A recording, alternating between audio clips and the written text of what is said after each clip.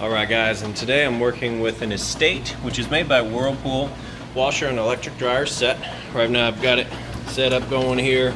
Nice full load, jeans and towels. So we've got it on normal. It's moved about halfway through the wash cycle.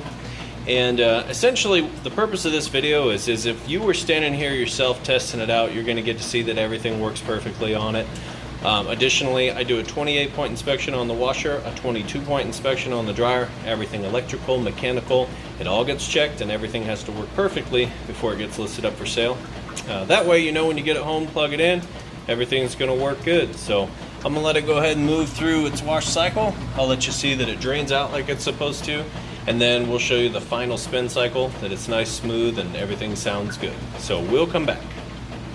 Alright guys, we've made it through the wash cycle, through the rinse cycle, and now we're coming up on the final spin. You can hear it draining that water out. Nice and fast. Now the tub is not spinning right now, it is just draining. It's called neutral mode, and essentially once it's done, it's going to click over and start spinning. So I'm just, for the sake of time, going to pause this, come back right when it's spinning at its fastest point. We'll open this lid up. You'll be able to see it spinning nice and fast. And of course you'll see the lid switch works also when it shuts it down when we open that lid up. So we'll come right back. Alright guys, and now we are spinning full speed. You can see,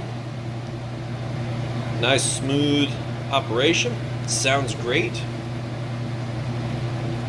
It's not jumping around. All things you'd want to look for, is it jumping around, does it have a weird noise, any of that stuff. So go ahead and open this up.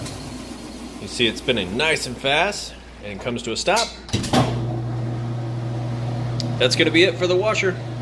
We'll let it finish spinning the water out of those clothes, and we'll move over to the dryer.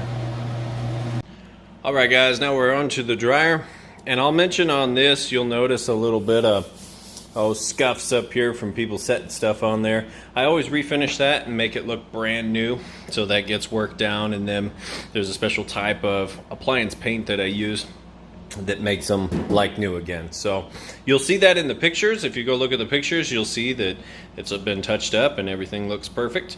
But for now, we're just going to take a look at the actual functionality so you can get a look and listen on it. So we're going to do just the auto sensing mode, didn't really matter. And I'll show you here. Got those clothes piled in there. So we're going to hit go.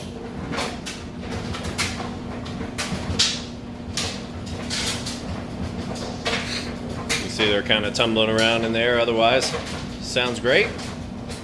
Nice smooth operation. And most importantly, I'm going to show you that it is heating like it's supposed to. So right in between those two red dots, it's going to take a measurement of the temperature.